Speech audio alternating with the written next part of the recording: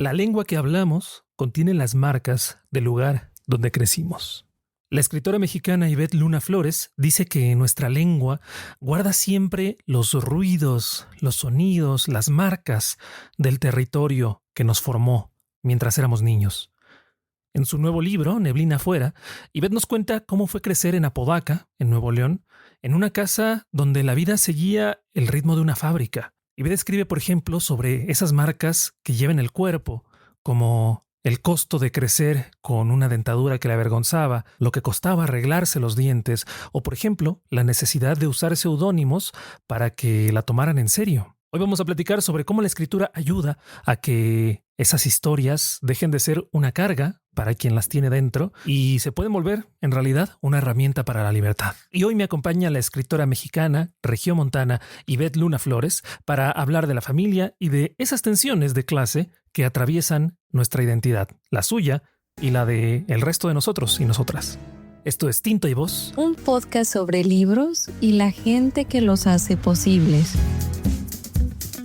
Tinta y Voz.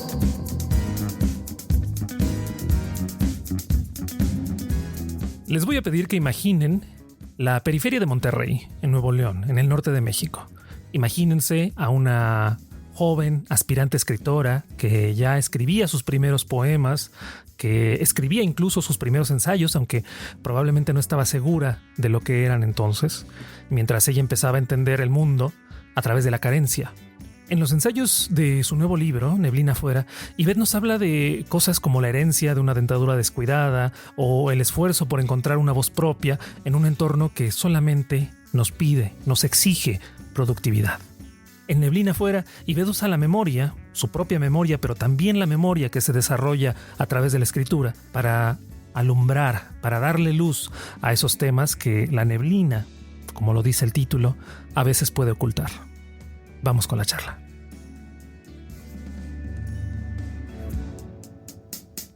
Muchísimas gracias por platicar conmigo, por recibirme en tu casa temporal. ¿Y cómo te la estás pasando acá? Muy bien, muy relajada, muy tranquila. Escribiendo mucho. Sí.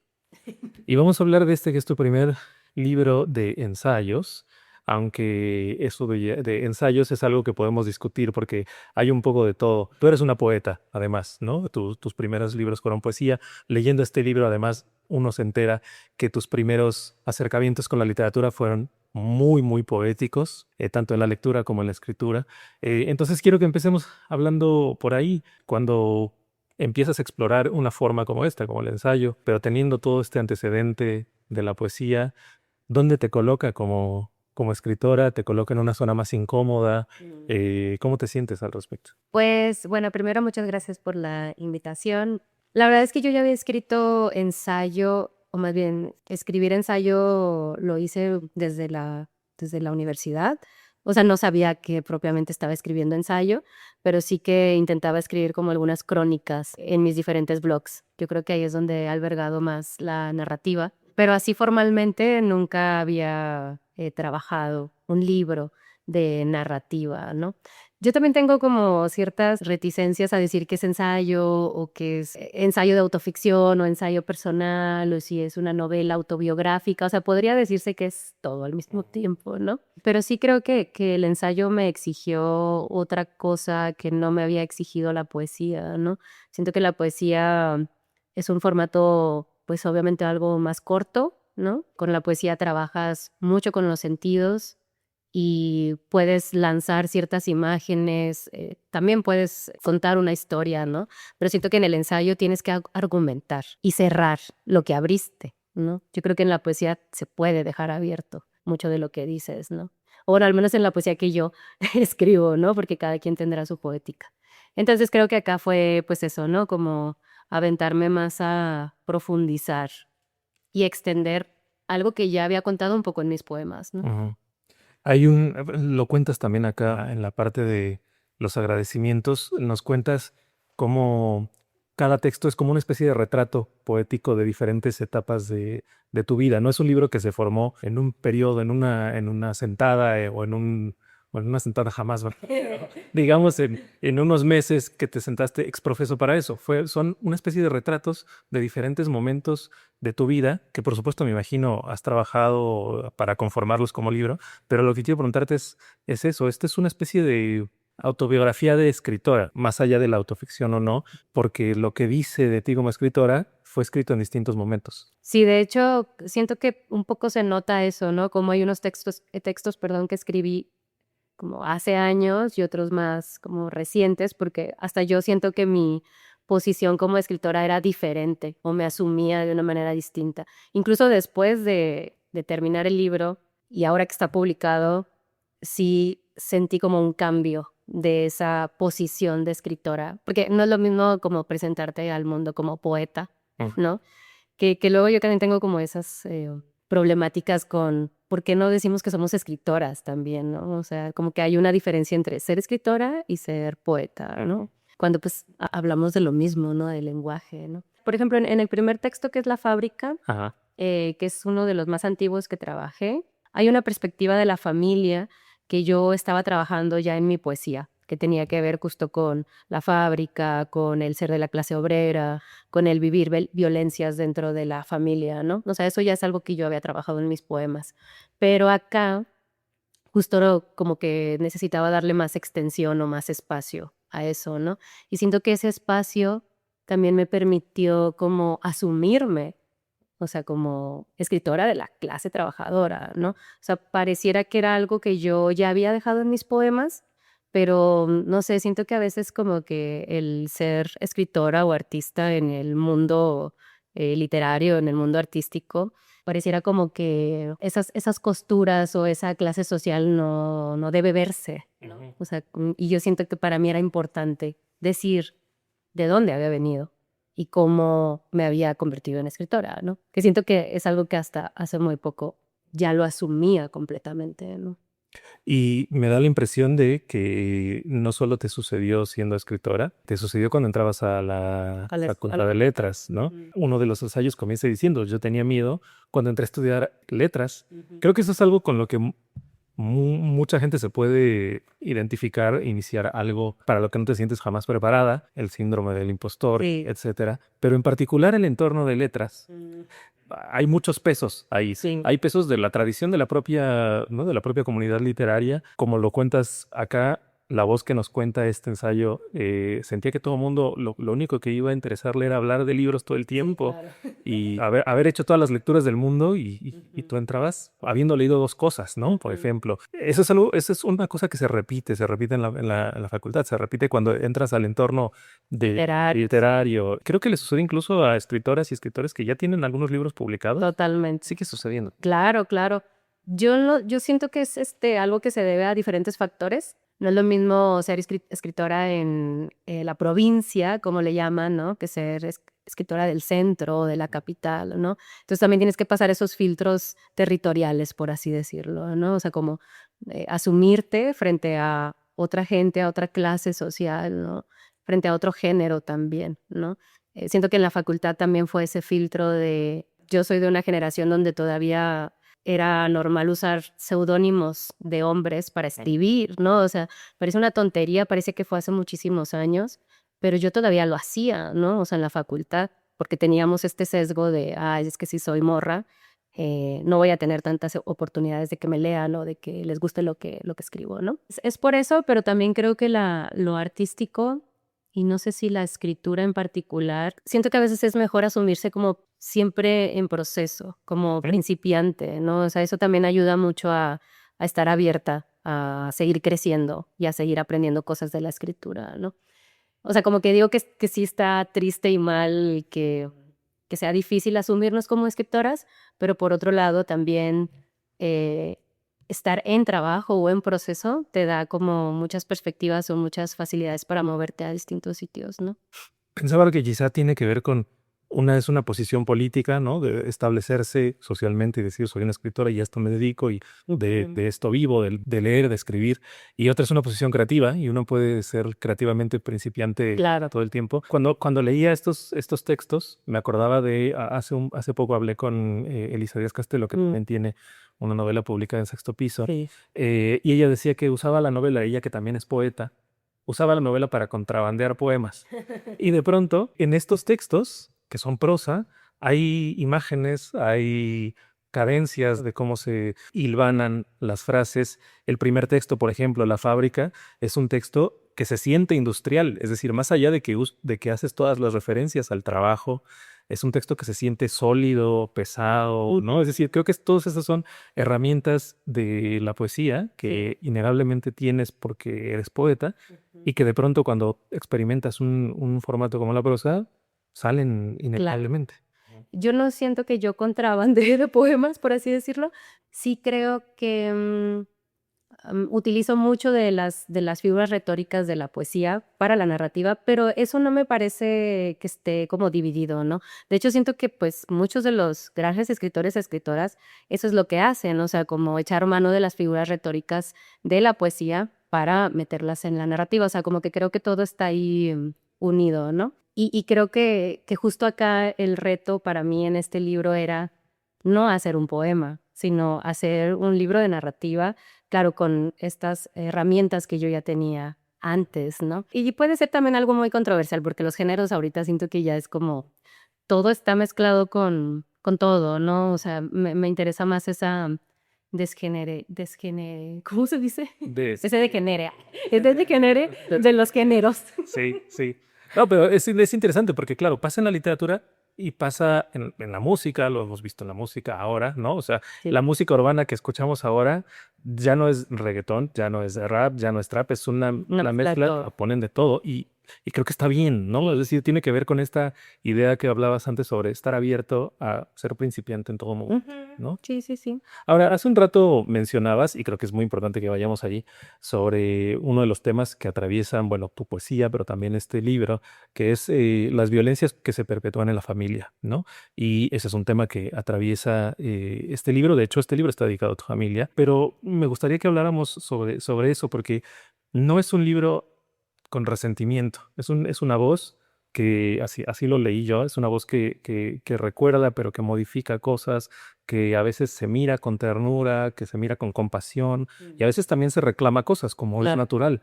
Pero me gustaría que me platicaras sobre eso, sobre cómo una dinámica de violencias continuadas, sistemáticas, vistas a través de la lente de la escritura, se van modificando y van Claro. acomodándose de cierta manera.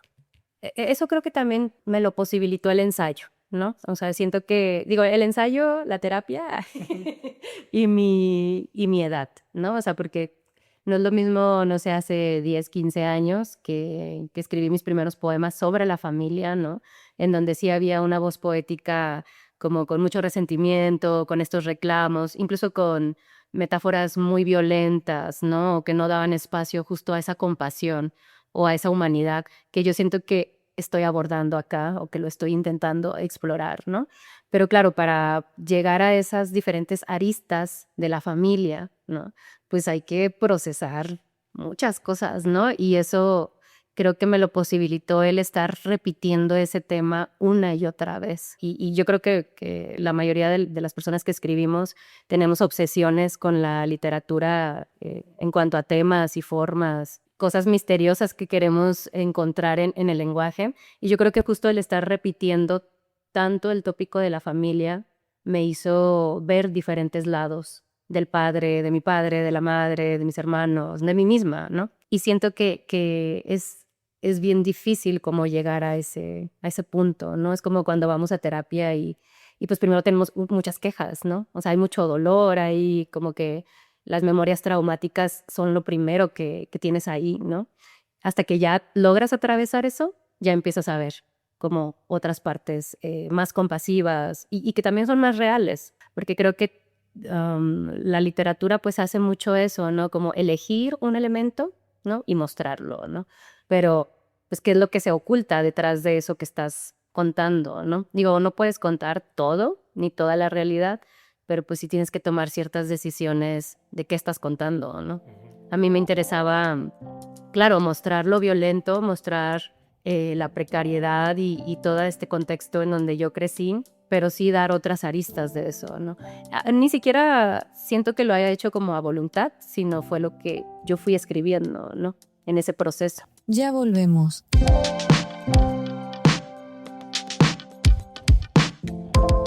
¿Ya te suscribiste a Tinta y Voz? En cada episodio, una conversación con escritoras y escritores sobre las historias detrás de sus libros y cómo hacen lo que hacen. Sigamos con el episodio.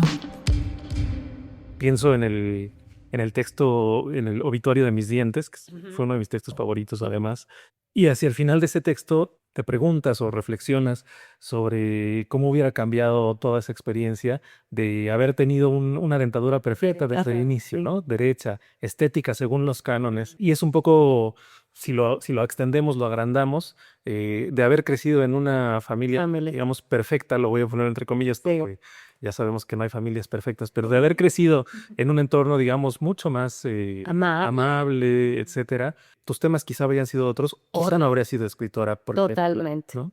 Sí. Es bien fuerte, o sea, también es que es una pregunta compleja, porque también creo que se tiende mucho a, o sea, y en ese ensayo por eso lo pongo así, ¿no? Como quizá estoy exagerando, ¿no? Al decir que una vez que tienes o te asumes con un defecto, de acuerdo a los convencionalismos de la belleza o de los cuerpos canónicos, ¿no?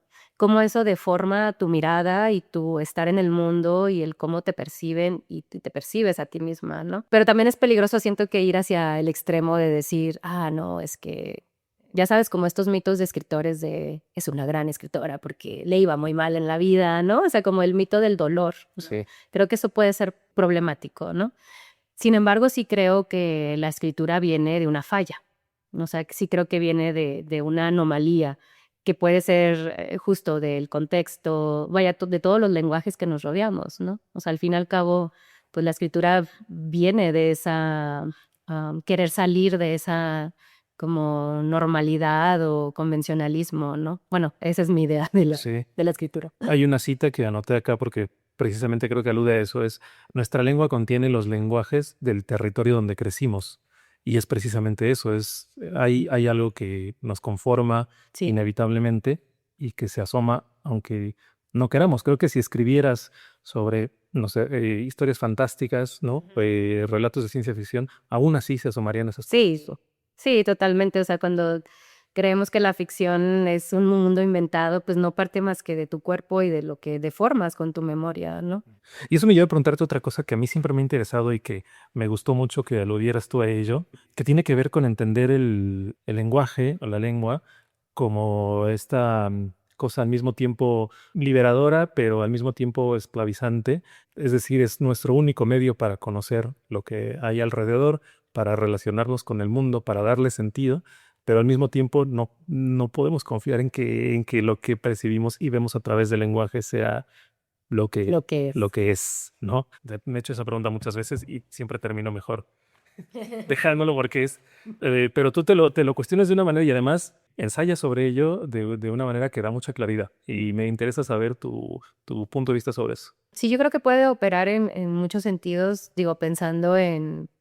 Cuando yo digo lenguaje, no me refiero solo pues al lenguaje hablado ni el escrito, ¿no? Sino a los lenguajes semánticos, ¿no? O sea, a los lenguajes visuales, a todo lo que nos está enseñando el sistema, por así decirlo, ¿no? El capital, ¿no? El capitalismo. Y yo creo que justo la poesía o la literatura en general lo que hace es justo como crashear ese lenguaje impuesto, ¿no? Que es el lenguaje de lo económico, el lenguaje del gobierno, ¿no? El lenguaje incluso de nuestra familia, ¿no? O sea, eso que dices, como crecemos pensando que las cosas son así, ¿no? Que amamos de esta manera porque siempre vimos a nuestros padres amar, hablarse de esa manera, ¿no?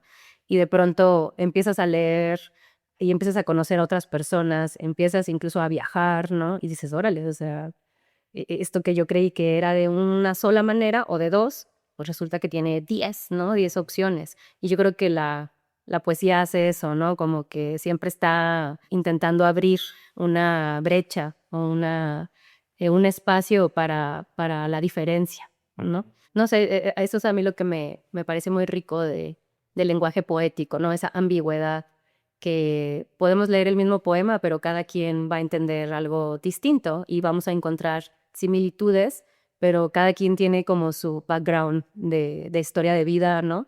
Y le va a dar una interpretación, ¿no? Entonces, creo que en ese sentido sí que la escritura, cuando la ejerces y cuando lees la literatura, te abre a muchas posibilidades. Digo, estoy diciendo una obviedad, ¿no? Pero, pero es esa cosa Pero, como de taladrar el lenguaje impuesto, ¿no? Claro, es un tipo de resistencia Ujú. también.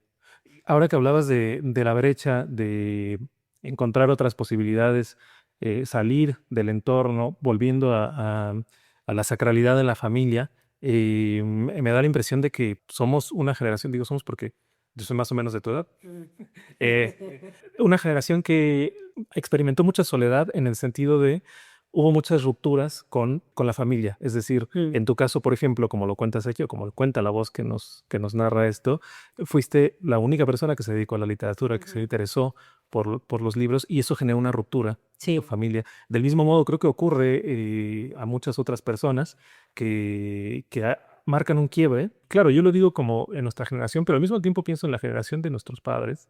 Marcaban un quiebre con su propia familia. Hay como una tendencia a siempre tratar de escapar de ahí, encontrar esa rendija y Sí. agrandarla para buscar qué más hay afuera, ¿no? Claro, bueno, nuestras generaciones, digo, hablo de 80s, 90s, como que nos tocó lo peor. Ay. O sea, lo peor en cuanto a como la transición de la tecnología, ¿no? Justo de los modelos de familia, los ya no modelos familiares, ¿no? La pérdida del trabajo, del sustento, del bienestar, ¿no? O sea, como que creo que nos tocó toda esa decadencia de los modelos. Y yo creo que un poco siento que por eso todos estamos escribiendo más o menos de lo mismo, ¿no? O sea, de estos temas familiares dan cuenta de esas rupturas, ¿no? De, pues ya, se acabó este modelo familiar, este modelo de trabajo, ¿no? Sin embargo, sigue operando económicamente así, ¿no? Pero ya nos dimos cuenta que no le conviene a absolutamente nadie la forma en la que vivimos, ¿no? Ujú. Y solo estamos ahí flotando con la Sí, corriente. en depresión. Pues sí, para eso también se escribe un poco, ¿no, Popó? Sí. Y se lee. Ujú, para salir un poquito de ahí. Sí. Y Beth, quiero, ya acercándome al final, preguntarte sobre, porque claro, hemos estado hablando de los distintos textos y abordas, digamos, circundas los mismos temas, pero vas ensayando sobre ellos. Y sin embargo, este libro, pues está también planteado como una historia. Hay un arco ahí, quizá no es lo más convencional en el sentido de una novela que tenga un Sí. personaje que tiene un objetivo y tiene aventuras y, ¿no? Etcétera. Pero hay un arco ahí y quiero preguntarte también cómo se mira esa voz que inicia contándonos ese entorno familiar, como ya decía, pesado, muy sólido, duro, frío, y que conforme avanza el libro nos va mostrando partes de sí misma, se va encontrando también, se va descubriendo. Sí existe ese arco también ahí. Claro, o sea, de hecho, pues es que este libro no fue escrito linealmente, ¿no? Incluso cuando leen los ensayos, pues hay unos que se escribieron hace 5 años, otros hace 3, pero yo siento que la forma en que lo ordené, o lo ordené junto a mi amiga Andrea Murier, que me ayudó también como a editarlo, no me di cuenta hasta el final que dije, órale, o sea, es que en realidad sí hay una especie de arco, o sea, sí se ve como una especie de evolución en la voz, ¿no? Que está contando todo esto, pero creo que tiene que ver justo pues con que el primer ensayo fue de los como más antiguos, ¿no? Y el último ensayo o los últimos sí que dan cuenta de un proceso muy reciente, ¿no? Entonces, como que estos ensayos atendieron mucho a mi propia experiencia, pues de vida, ¿no? Sí, está loco. Ujú, sí, sí. Por una parte parece que es algo que requiere un trabajo de edición, ¿no? De Ujú. ponerse a ordenar y etcétera, pero por otra parte da la impresión de que bastaba asomarse y poner las cosas en perspectiva Ordenarlas. para Sí. entender cuál era el orden que tenían que llevar. Sí, sí, está muy loco. Digo, hay muchos ensayos que se quedaron fuera, pero sí cuando lo estuvimos formando dije, a ver, la verdad es que para mí el orden era mitad familia, mitad escritura. O sea, ese era mi orden, así tal cual. parco, ¿no? Pero ya cuando los empezamos a ordenar, dije, ok, o sea, sí, o sea, yo solo estaba atendiendo como a mis propias temporalidades interiores, ¿no? Y ya hacia el final, pues está este ensayo que es el de Neblina afuera, que también metafóricamente tiene esta cosa de salir de la niebla, ¿no? Que es esta niebla que puede ser la familia, que puede ser la fábrica, que puede ser la violencia, que puede ser, pues, tus propias ideas o perspectivas que tenías de ti, ¿no? Sí, eso fue muy interesante también de formar el libro, ¿no? O sea, que no lo tenía planeado así, Sí. ni el título, ni el concepto, ni nada, o sea, todo se fue dando con la edición.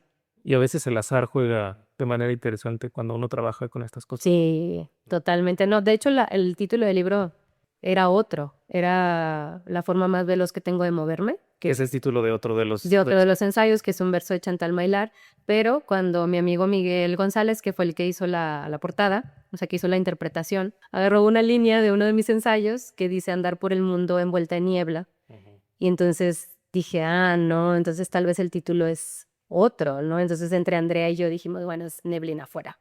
O sea, y eso fue días antes de mandarlo a la editorial. O sea que seguramente le encantó a tus editores, Sí. ¿no? Pero quiero preguntarte, y ahora sí para terminar, porque mencionaste a dos personas, ¿no? A dos amigos, a una amiga y un amigo, y hablando sobre lo difícil que le tocó a nuestra generación navegar el mundo, creo que también hemos, como generación, aprendido a valorar mucho eso, las Sí. amistades, los vínculos, ¿no? No, totalmente. O sea, para mí, hablando ahorita de lo de la neblina metafórica, creo que las amistades son las que te ayudan, no a salir completamente, porque pues no es su responsabilidad hacerte cambiar, ¿no? Pero sí te ayudan a ver desde afuera cosas que tú no alcanzas a ver, ¿no? O sea, de tu familia. En este caso, mis amigas, mis amigos que me leen, ¿no? Son elementales para mí, para entender qué estoy haciendo con mi escritura, ¿no? Cosas que yo no alcanzo a ver, pues ellos lo notan, ¿no? O en este caso, por ejemplo, Miguel, que hizo la interpretación, órale, o sea, como que para mí también era importante dar a leer mi libro y que me dieran pistas de cuál era el concepto general de esto, ¿no? Sí, confío mucho en sus miradas. Sí, que finalmente es una manera de salirse de uno mismo y a veces también es intimidante confiar, sobre todo Sí. cuando uno se expone de esa manera. Claro. No, yo ya estoy acostumbrada. Después de tantos años haciendo lo mismo y por los talleres de poesía que doy, Claro. que eso es elemental, o sea, como aceptar palabras, sugerencias o la mirada de otras personas en la escritura es para mí fundamental en el trabajo, ¿no? Muy bien, pues Ivette Luna Flores, muchísimas gracias. Gracias a ti, estuvo muy padre.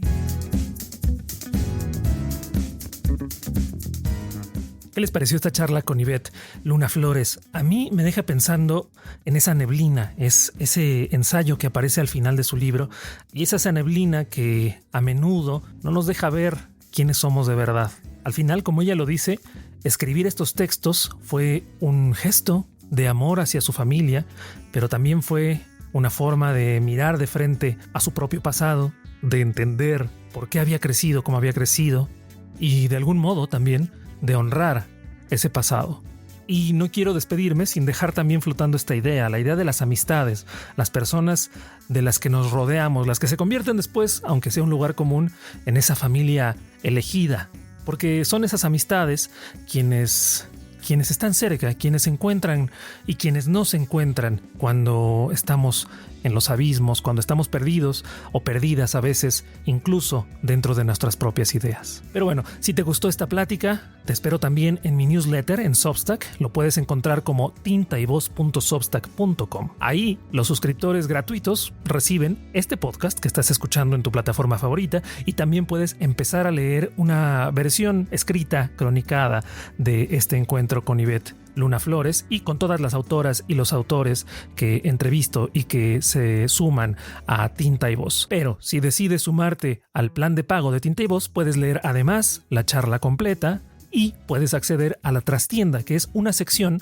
que incluyo en el newsletter, en el Substack, donde cuento algunos detalles de lo que pasó detrás de cámaras. Es en esencia un detrás de cámaras, lo que ocurrió antes, lo que ocurre después, lo que implica estar alrededor de una entrevista literaria, así que si te interesa el oficio de entrevistar, si te interesa conocer a tus escritoras y escritores favoritos desde otro ángulo, te recomiendo que te asomes a La Trastienda, que es esta, repito, pequeña sección que está al final de cada entrega del Substack de Tinta y Voz. Toda la información la encuentras ahí en tintayvoz.substack.com, y además también me puedes encontrar en mis redes sociales como @angelsots, en Instagram, en TikTok, en Threads. Nada más, muchísimas gracias por acompañarme hasta aquí, como cada semana. Esta es la segunda temporada de Tinta y Voz. Hoy tuvimos como invitada a Ivette Luna Flores, que por cierto agradezco a la Casa Snow Apple y a la editorial Sexto Piso que nos permitieron hacer posible este encuentro. Nada más por el momento, nos escuchamos la próxima. Chao. Tinta y Voz. Tinta y Voz es un podcast independiente editado y producido por Ángel Soto desde la Ciudad de México. Suscríbete y comparte.